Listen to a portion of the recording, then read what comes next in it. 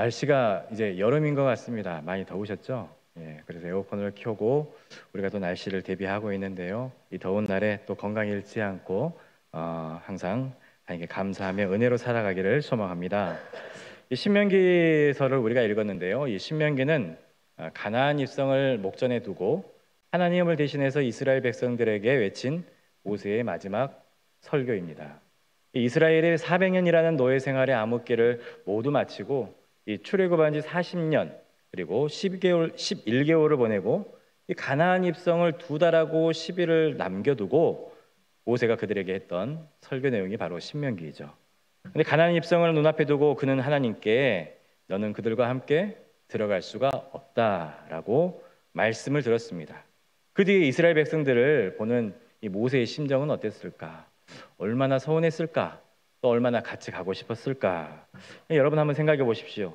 그 긴 시간 동안에 그들과 함께 동고동락했고 그리고 모세가 요단강 건너편을 바라보면서 남들은 다 가는데 자신은 그곳에 들어가지 못하는 심정 이해할 수 있을까요?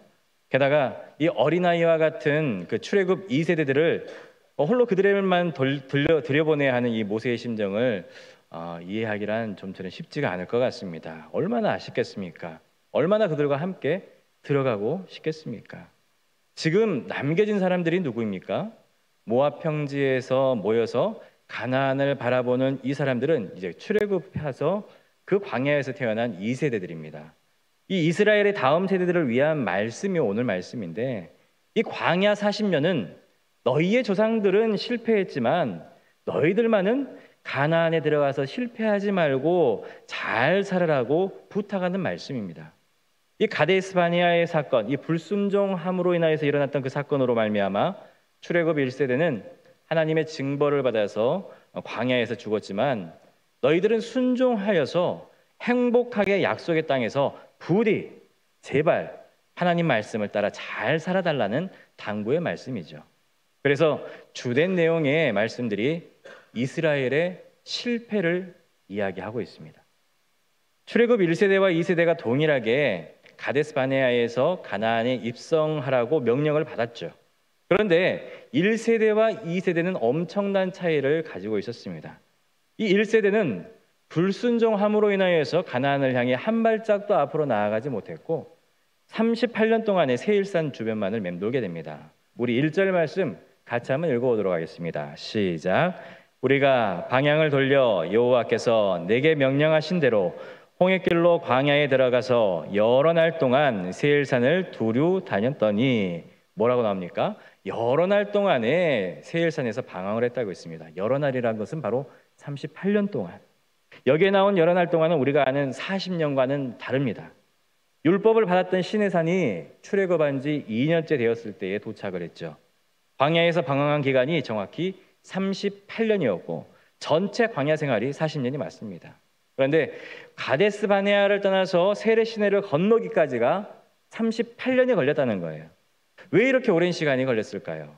정확하게 말하자면 그들의 불순종 때문에 그들이 이렇게 방황할 수밖에 없었다라는 겁니다. 그런데 출애굽 2세대는 얼마나 걸렸습니까?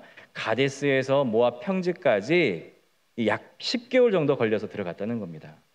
이 가데스 바네아에서 모압 평지까지는요, 키로수로 하면 130km, 차로 가면 1시간 반, 그리고 걸어가면 일주일밖에 걸리지 않는 그 거리인데 이들은 10개월에 걸려서 그리고 1세대들은 38년 동안에 왔던 것이죠. 거기다가 하나님이 주기로 약속한 땅, 아모리 족속의 땅까지 차지할 수 있었습니다. 사랑하는 성도 여러분, 이 사건들과 이 시간들은 우리에게 무엇을 말씀해 주는 걸까요? 바로 하나님께 불순종하던 그 사람들은 시간이 아무리 많아도 아무런 역사가 그들에겐 일어나지 않는다는 것이고 하나님께 순종했던 사람들은 단기간이라 할지라도 놀라운 역사가 그들에게 일어난다는 것입니다. 우리 따라서 한번 해볼까요? 순종하면서 삽시다 라고요. 우리 옆 사람에게 순종하며 삽시다 라고요. 네.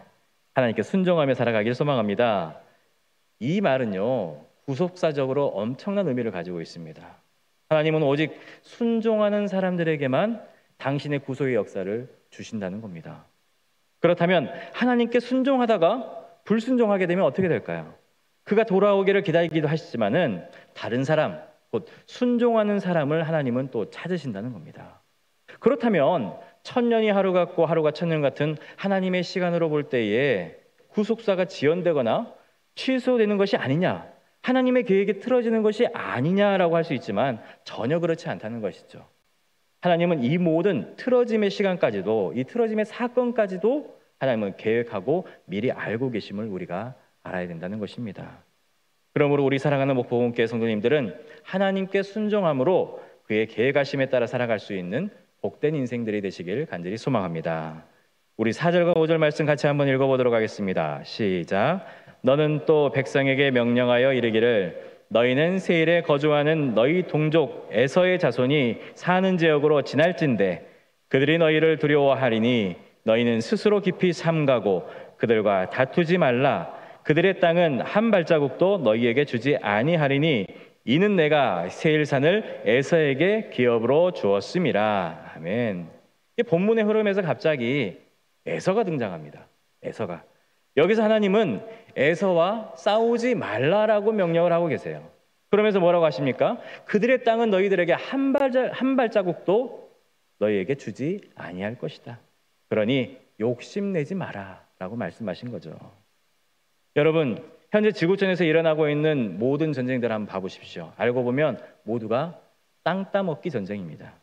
러시아와 우크라이나, 그리고 이스라엘과 팔레스타인, 이 모든 것들이 땅 따먹기 위한 전쟁 아닙니까? 역사적으로 세계 1, 2차 대전도 땅 따먹기 전쟁이었습니다.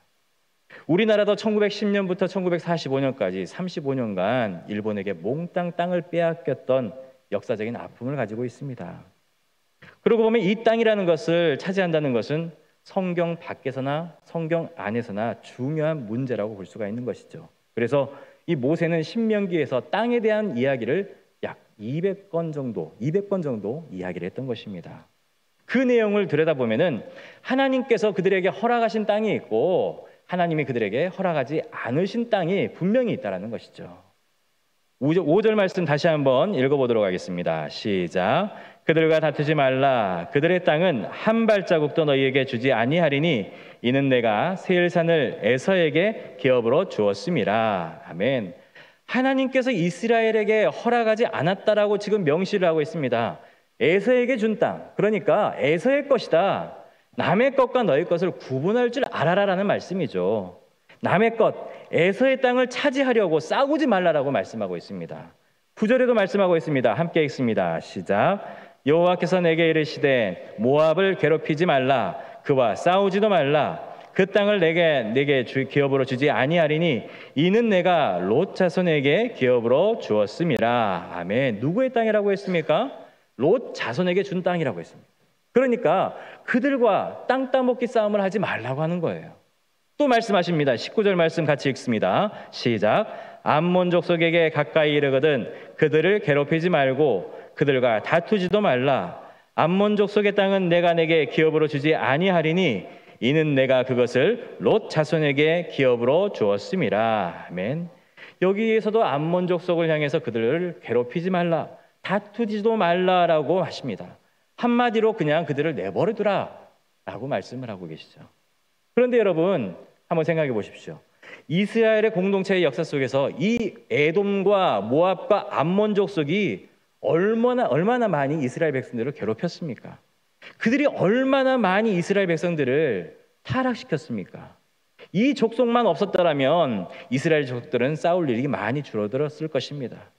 그래서 가나안 족속을 정리하면서 함께 그 모든 족속들을 쓸어버리면, 정리해버리면 앞으로 편하고 좋지 않을까 생각을 할 수 있는데 무슨 까닭인지 하나님은 그들과 싸우지도 말고 다투지도 말라라고 말씀하고 있습니다. 왜 그러셨을까요?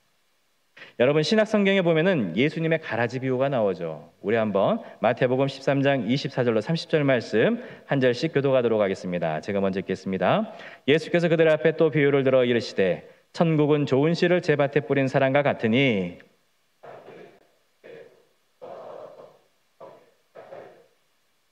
싹이 나고 결실할 때 가라지도 보이거늘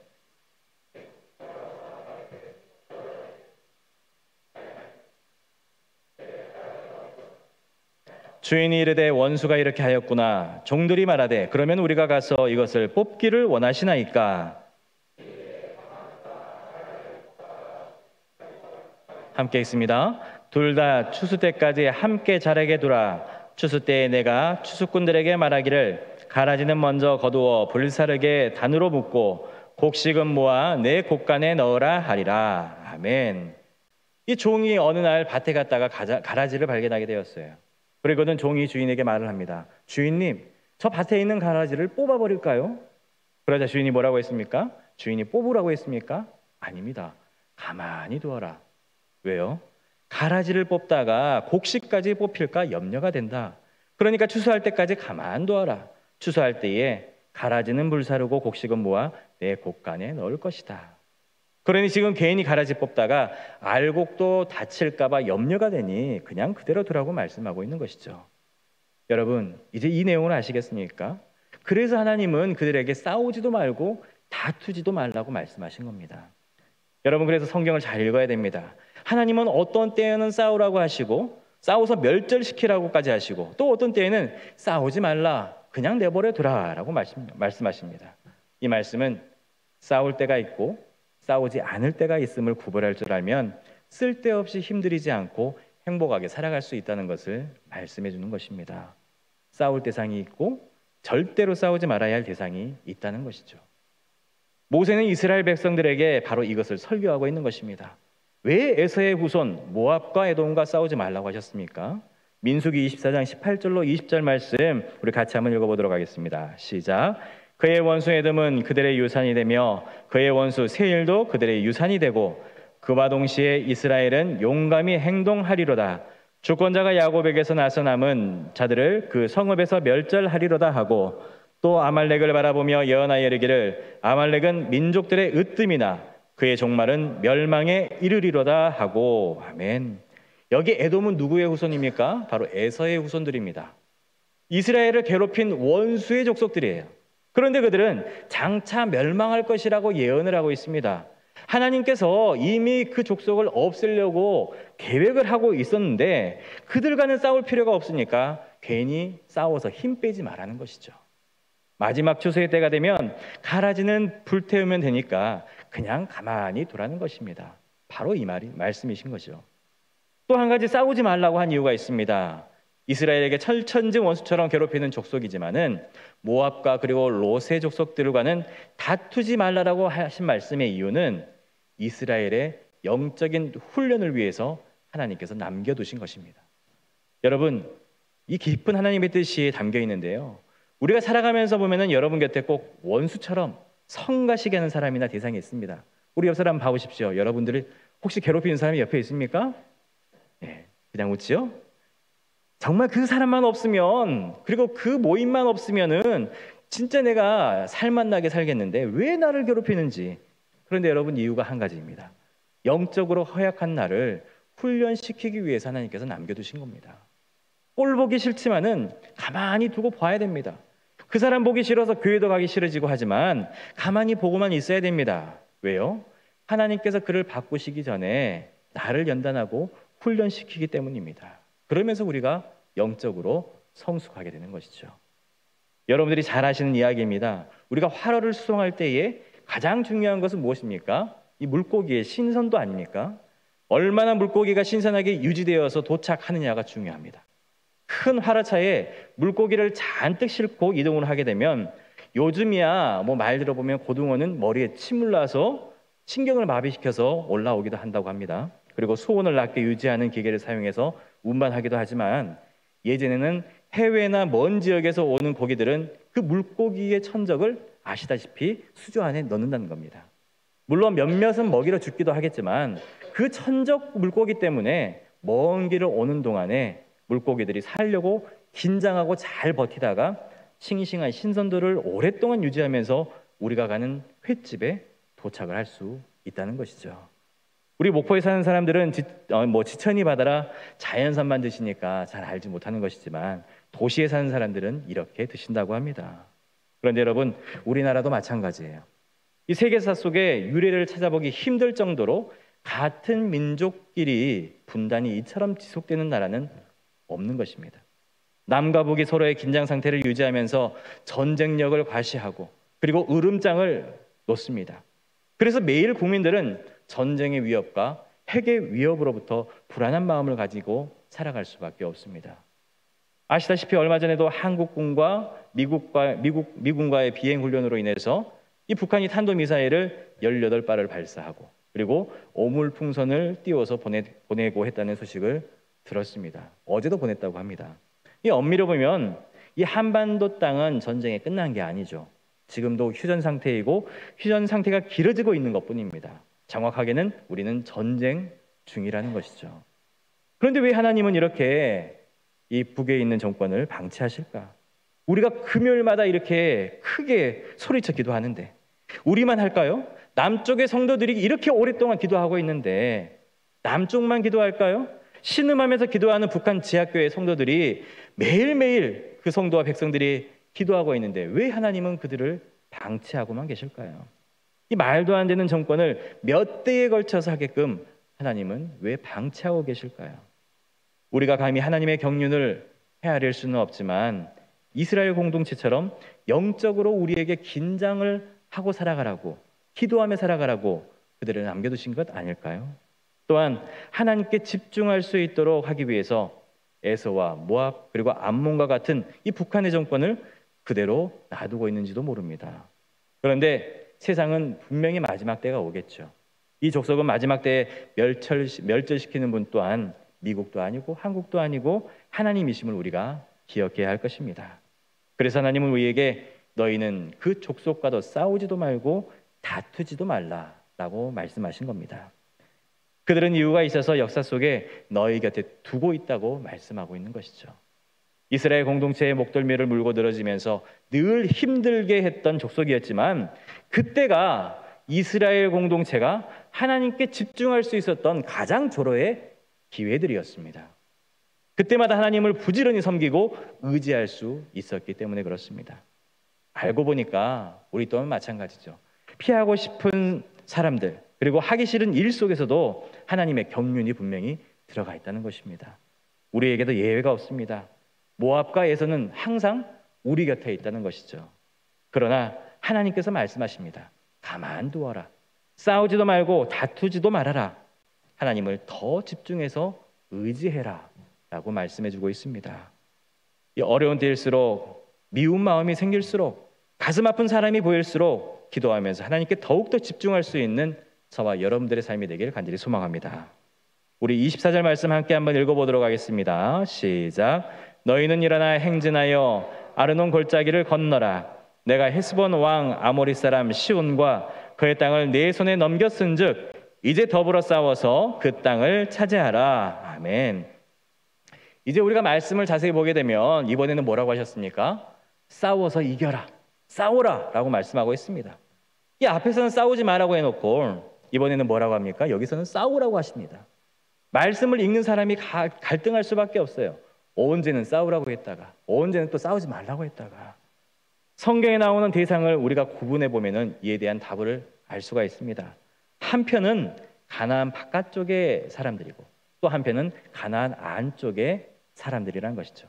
다시 말해서 이 말씀은 가나안 밖에 있는 종족들은 하나님이 알아서 하시겠다는 것이고 가나안 안에서는 너희들을 통해서 하나님의 백성들을 통해서 하나님께서 싸우시겠다라는 말씀입니다. 하나님은 당신의 백성들의 순종을 통해서 그 싸움을 이기게 하시는 것이죠. 우리가 알아야 할 것은 하나님께서 하실 일과 내가 할 일의 경계선을 정확하게 아는 것이 필요한 것입니다. 이 가나안 안에서 백성들을 통해서 하나님께서 싸우시겠다라는 것, 그리고 가나안 밖에서는 하나님께서 알아서 하시겠다는 것을 우리가 알아야 된다는 거예요. 믿는 사람들은 이 경계선을 알아야, 이걸 알아야 행복하고 편하게 살 수가 있습니다. 그래야 쉽게 우리가 땅을 정복할 수가 있고 그래야 신앙생활에 승리하며 살아갈 수 있기 때문입니다. 이게 진정한 하나님의 싸움의 기술이라는 것이죠. 이 가나안 밖에 사람과는 싸워봤자 헛수고입니다. 왜냐하면 19절 말씀에 나와 있습니다. 함께 읽어보도록 하겠습니다. 시작. 암몬 족속에게 가까이 이르거든 그를 괴롭히지 말고 그들과 다투지도 말라. 암몬 족속의 땅은 내가 내게 기업으로 주지 아니하리니 이는 내가 그것을 롯 자손에게 기업으로 주었음이라. 아멘. 비록 타락했다 할지라도, 또 그들이 그들을 원수처럼 괴롭힌다 할지라도 싸우지 마라. 가만두어라. 하나님께서 알아서 멸하실 것이니 너희들이 싸우면 결과는 피를 볼 수밖에 없다. 그래서 가만두라고 하신 거죠. 이 가나안 바깥쪽 그리고 안쪽 그 경계선의 차이가 우리에게 주시는 기쁜 뜻이 담겨 있는 것입니다. 이것은요, 구원에 관한 말씀이라고 할 수 있어요. 예를 들어서 여러분, 우리가 구원에 관해서 무엇을 할 수가 있습니까? 구원에 관해서 우리가 할 일이 무엇이 있습니까? 아무것도 없습니다. 오직 주의 은혜로 우리는 구원을 받을 뿐입니다. 우리의 조건이나 행위나 노력이 필요가 없다는 것이죠. 오직 하나님의 은혜로 우리는 구원을 받았습니다. 가나안 지경 밖에서는 에돔과 롯과 암몬 족속과는 다툴 필요가 없습니다. 하나님께서 알아서 하시기 때문에 그렇습니다. 21절 말씀 같이 한번 읽어보도록 하겠습니다. 시작. 그 백성은 아낙 족속과 같이 강하고 많고 키가 컸으나 여호와께서 암몬 족속 앞에서 그들을 멸하셨으므로 암몬 족속이 대신하여 그 땅에 거주하였으니. 아멘. 암몬 족속과 싸우지 않고 다투지도 않았는데 그들이 다른 족속을 물리쳤다라고 이야기를 하고 있어요. 어떻게 되었습니까? 원수가 다른 원수를 쳤다는 거예요. 하나님이 하시는 신묘막측한 일이 이렇게 일어났다는 것입니다. 그래서 가나안 밖에서 일어나는 족속과의 싸움은 싸울 필요가 없다라는 것이죠. 하나님께서 알아서 하시니까. 그런데 24절 보십시오. 함께 읽습니다. 시작. 너희는 일어나 행진하여 아르논 골짜기를 건너라. 내가 헤스본 왕 아모리 사람 시온과 그의 땅을 내 손에 넘겼은즉 이제 더불어 싸워서 그 땅을 차지하라. 아멘. 가나안 안에서 싸워서 그 땅을 차지하라. 이 싸움은 말씀에 순종하여서 아모리 사람 시온과 그의 땅을 밟고 진격만 하면 된다라고 말씀해주고 있습니다. 이미 이기게 될 싸움이니까 말씀대로 시키는 대로 그냥 나가서 더불어 싸우기만 하면, 순종하기만 하면 그 땅을 내가 너희에게 줄 것이다 라고 말씀해 주는 것입니다.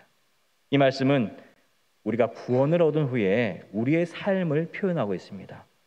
예수 그리스도의 은혜로 구원받은 후에 우리는 평안해지는 것이 아니라 새로운 전쟁에 임하게 된 것입니다. 예수님께서 말씀하셨죠. 내가 너희에게 화평을 주러 온 것이 아니라 뭘 줬다고요? 검을 주러 왔노라. 우리가 구원을 받았지만은 구원받은 우리가 싸워야 할 싸움이 또 기다리고 있다는 겁니다. 밖에서 세상 사람들과 세상의 것으로 싸울 것이 아니라 믿는 자들이 싸워야 할 영적 싸움이 또다시 생겨나게 된다는 것입니다. 그 싸움이 어디서 일어납니까? 우리 내면에서 일어나는 것이죠. 가나안 땅 안에서의 싸움과 같이 우리 안에서 계속해서 일어나고 있는 거예요. 마음속에 갈등이 생깁니다. 우리가 예수 그리스도로 말미암아 새 생명을 얻고 나니까 우리가 옛날의 구습을 벗어버려야 하는 그 치열한 싸움이 시작되었다는 겁니다. 우리가 구원의 옷을 입는 순간 신분이 달라지게 되죠. 아무나 아무 곳에나 갈 수가 없습니다. 아무 사람이나 만날 수가 없습니다. 보암직도 하고 먹음직도 한 것을 우리 눈앞에 날마다 보이게 됩니다.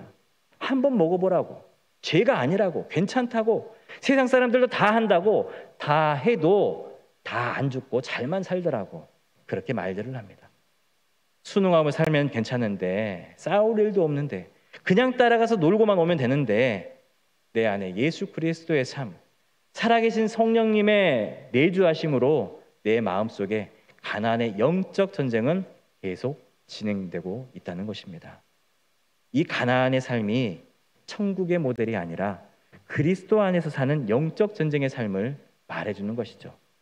그렇다면 우리가 가나안에서 어떻게 살아가야 될까요? 에베소서 4장 19절로 24절 말씀에 나와 있습니다. 함께 읽습니다. 시작. 그들이 감각 없는 자가 되어서 자신을 방탕에 방임하여 모든 더러운 것을 욕심으로 행하되 오직 너희는 그리스도를 그같이 배우지 아니하였느니라. 진리가 예수 안에 있는 것 같이 너희가 참으로 그에게서 듣고 또한 그 안에서 가르침을 받았을진데 너희는 유혹의 욕심을 따라 썩어져가는 구습을 따르는 옛사람을 벗어버리고 오직 너희의 심령이 새롭게 되어 하나님을 따라 의와 진리의 거룩함으로 지으심을 받은 새 사람을 입으라. 아멘. 오직 너희의 심령이 새롭게 되어서 누구를 따라서? 하나님을 따라서 이방인같이 살지 말라라고 말씀하고 있습니다. 생명 없는 사람처럼 같이 살아가지 말라는 것이죠. 오직 심령이 새롭게 되어서 새 사람으로 만들어져라 라고 말해주고 있습니다. 우리가 만들어진 존재가 아니라 지금도 여전히 만들어져 가고 있는 공사 중인 사람들입니다. 여러분, 남자들이 군대 가면은 가는 날 어떻게 됩니까? 훈련소 안에 들어가서 속옷까지 다 벗기고 국방색 옷으로 다 입힙니다. 그렇죠? 안 해보셨습니까? 그런데 이 군복을 입힌다고 해서 그네들이 군인이 되었습니까? 처음에는 군복만 입었지 걸음걸이나 격리하는 것이 엉망진창입니다. 그런데 이제 5주의 훈련을 받고 나면은 이제 군인 티가 조금 나는 것 같습니다. 눈빛도 그렇고 걸음걸이도 달라지게 되죠. 이 새 사람이 되어가는 것입니다. 마찬가지로 그리스도인도 마찬가지죠. 새 사람이 되어가는 과정을 에베소 4장 25절로 31절은 이렇게 말씀해주고 있는데요. 함께 읽습니다. 시작. 그런즉 거짓을 버리고 각각 그 이웃과 더불어 참된 것을 말하라. 이는 우리가 서로 지체가 됨이라. 분을 내어도 죄를 짓지 말고 해가 지도록 분을 품지 말고 마귀에게 틈을 주지 말라. 도둑질하는 자는 다시 도둑질하지 말고 돌이켜 가난한 자에게 구제할 수 있도록 자기 손으로 수고하여 선한 일을 하라. 무릇 더러운 말은 너희 입 밖에도 내지 말고 오직 덕을 세우는 데 소용되는 대로 선한 말을 하여 듣는 자들에게 은혜를 끼치게 하라. 하나님의 성령을 근심하게 하지 말라. 그 안에서 너희가 구원의 날까지 인치심을 받았느니라. 너희는 모든 악독과 노함과 분냄과 떠드는 것과 비방하는 것을 모든 악의와 함께 버리고, 아멘, 모든 것들을 함께 버리라 라고 말씀하고 있습니다. 하루아침에 새 사람이 되는 게 아니에요. 이게 인간입니다. 우리의 옛 습관이 따라다닙니다. 우리 인간에게는 육체의 소욕이 있기 때문에 찰거머리처럼 그 소욕이 꿈틀거리면서 되살아나고 하는 것이죠. 매일 죽이지 않으면 틈만 나면 다시 꿈틀꿈틀 옛사람이 기어 나옵니다. 그래서 사도 바울은 나는 날마다 죽노라 라고 말씀하신 거죠. 그리고 우리는 그 싸움에서 날마다 싸워서 이겨야 되는 것입니다. 사랑하는 성도 여러분, 우리 신앙에는 아는 영역과 그리고 믿는 영역이 있습니다. 여러분들이 설교를 들으십니다. 말씀을 듣고 난 다음에 감격을 합니다. 그리고 결심도 합니다. 아멘, 맞습니다. 그렇게 살아보겠습니다. 그리고 돌아서면 그대로 결심한 대로 사라집니까? 아니죠. 우리가 죽을 때까지 육체의 소욕이 있기 때문에 그게 쉽사리 변하지가 않습니다. 그래서 날마다 싸우고 진멸해야 결심대로 조금 살아갈 수가 있는 것입니다. 날마다 뽑아내고 제거해야 우리가 성도로 살아갈 수가 있는 거예요. 그래서 믿는 것과 아는 것이 하나가 되기 시작하는 것이죠. 이것이 온전한 데까지 이르는 싸움이라는 것입니다. 옛말에 이런 말이 있습니다. 노루 때린 막대기로 3년 국 끓여 먹는다. 들어보셨습니까? 예. 옛날에 어떤 사람이 막대기 하나로 노루 머리를 쳤다가 운 좋게 노루가 죽었다고 합니다. 그날 이후에 이 사람은 노루 잡으러 갈 때마다 이 막대기만 들고 다닌다고 해요. 이 사람들에게도 이 막대기로만 노루를 잡을 수 있다라고 이야기를 합니다. 내가 예전에는 신앙생활을 어떻게 했더니 큰 복을 주시더라. 사랑하는 성도 여러분, 이것은 올바른 신앙생활을 할 수 없습니다. 새 날이 시작되면 또 새 은혜가 필요한 존재들이 바로 우리입니다. 우리는 매일매일 하나님 보좌 앞에 나아가야 살 수 있는 존재라는 것이죠. 여러분 한번 따라해 보시기 바랍니다. 구원은 하나님의 100%의 은혜로, 그리스도인의 삶은 100% 순종으로 이루어진다. 아멘. 여러분 기억하시기 바랍니다. 우리가 싸울 대상이 있고 싸우지 말아야 할 대상이 있습니다. 이것을 잘 구분해서 살아가는 사람들이 바로 복된 삶이라고 할 수 있죠. 가나안 안에서, 이 구원받은 삶 안에서 내면의 싸움에서 늘 승리하며 살아가시길 바랍니다. 우리 안에 하나님께서 알려주신 싸움의 기술을 통해서 날마다 영적 전쟁에서 승리하면서 이 땅에서 가나안의 삶을 살아갈 수 있는 복되고 굳센 믿음의 성도들이 되시길 간절히 소망합니다. 기도하겠습니다. 사랑해 주님 아버지, 감사합니다. 우리가 싸워야 할 대상과 싸우지 말아야 할 대상, 하나님의 깊은 뜻을 헤아리며 살아가게 하여 주시고 우리의 신앙의 경륜에 예수 그리스도의 모범이 나타나게 하여 주시옵소서. 우리의 삶 속에서 나타나는 주님의 은혜를 우리가 바라보며 감사함으로 하루를 살아갈 수 있도록 도와주시고, 오직 새로운 은혜로, 새로운 하나님의 능력으로 말미암아 옛사람을 벗어버리고 새 사람으로 거듭나는 매일매일의 삶이 되게 하여 주옵소서. 감사드리고 예수님의 이름으로 기도합니다. 아멘.